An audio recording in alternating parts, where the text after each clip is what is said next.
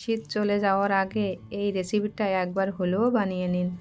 নমস্কার বন্ধুরা, আমার এই ছোট্ট রান্নাঘরে সবাইকে স্বাগত জানাই। আজ আমি হাজির হয়েছি দুর্দান্ত স্বাদের একটি মাছের রেসিপি নিয়ে। এখানে আমি 5 পিস রুই মাছ নিয়েছি। আপনারা চাইলে যে কোনো বড় মাছ নিতে পারেন। এবার মাছ ভাজার জন্য লবণ হলুদ দিয়ে মাছটা মেখে নেব।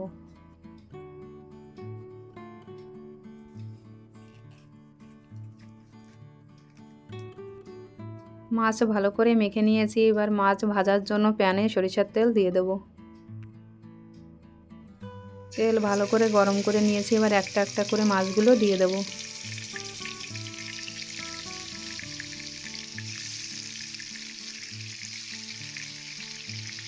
মাছটা একটু সময় নিয়ে লাল লাল করে ভেজে নেব। বন্ধুরা, আমার এই রেসিপিটা যদি আপনাদের ভালো লাগে লাইক করবেন, শেয়ার করবেন আর সাবস্ক্রাইব করে আমার পাশে থাকবেন, অনুরোধ রইল।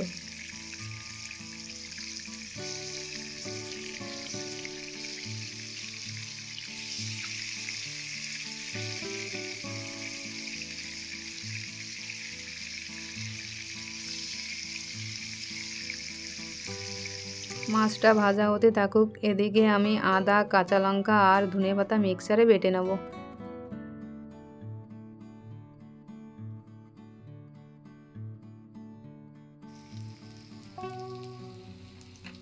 মাছ লাল লাল করে ভেজে নিয়েছি, এবার তুলে নেব।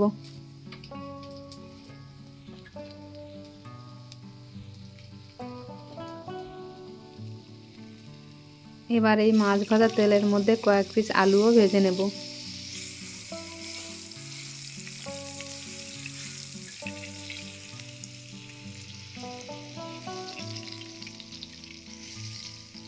আলুগুলো ভাজা হয়ে গেছে, এবার তুলে নেব।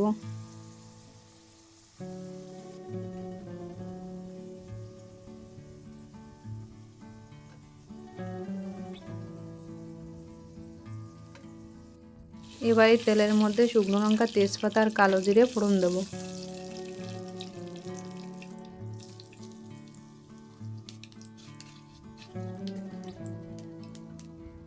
এবার কুচিয়ে রাখা পেঁয়াজ দিয়ে দেব।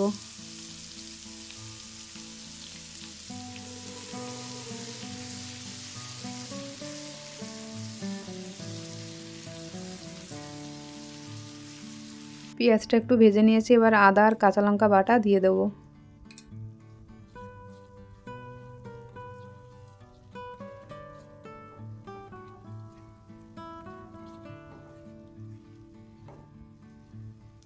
সামান্য একটু হলুদ দিয়ে ভালো করে মিশিয়ে নেব।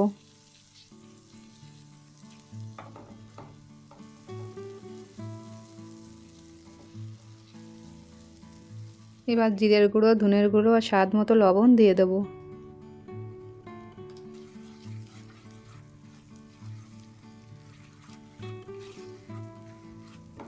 এবার একটু জল দিয়ে মশলাটা ভালো করে কষিয়ে নেব।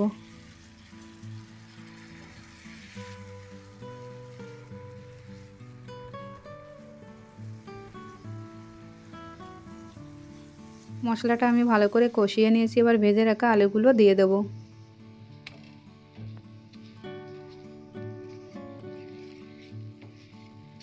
এবার মিক্সারে বেটে রাখা ধনেপাতার পেস্টটা দিয়ে আর একটু কষিয়ে নেব।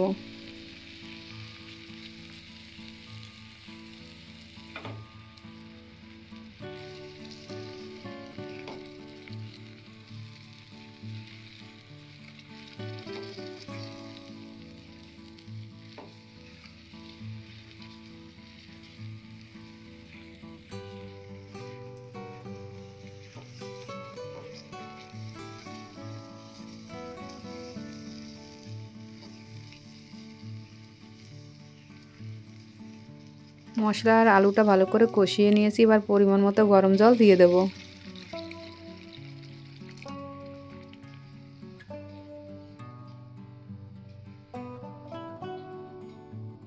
ঝোলটা ভালো করে ফুটে উঠেছে, এবার ভেজে রাখা মাছগুলো দিয়ে দেব।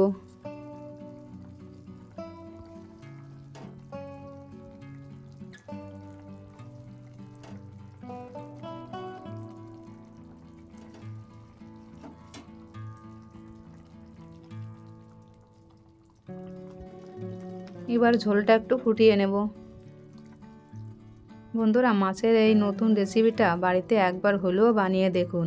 গরম ভাতের সঙ্গে একদম জমে উঠবে। বন্ধুরা, কমেন্টে অবশ্যই জানাবেন রেসিপিটা আপনাদের কেমন লাগলো। মাছের ঝোল প্রায় হয়ে এসছে, এবার কয়েক টুকরো পাকা টমেটো আর একটা চেরা কাঁচা লঙ্কা দিয়ে দেবো।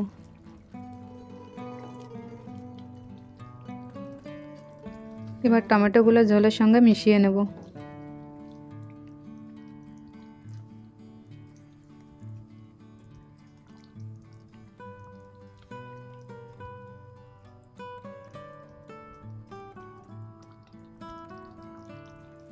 মাছের ঝোল হয়ে গেছে, এবার নামিয়ে নেব। সম্পূর্ণ রেসিপিটা দেখার জন্য সবাইকে অনেক ধন্যবাদ। সবাই ভালো থাকবেন, সুস্থ থাকবেন।